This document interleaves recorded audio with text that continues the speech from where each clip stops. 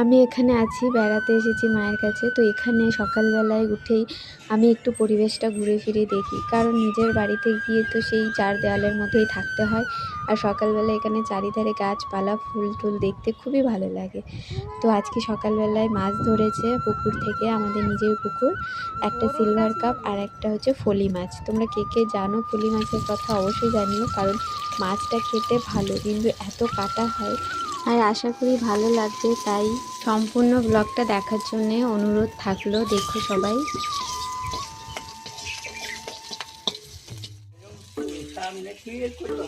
আর তার সাথেই রান্না হচ্ছিল এঁচোড়ের তরকারি।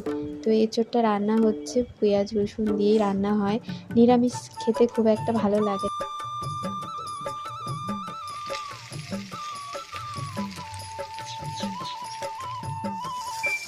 এদিকে তো দেখ আমার ছেলেদের খাওয়ানো না,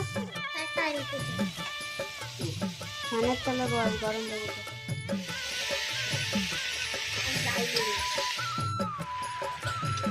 গরম মশলার প্যাকেট আলুগুলো একটু বড় বড় দিচ্ছি।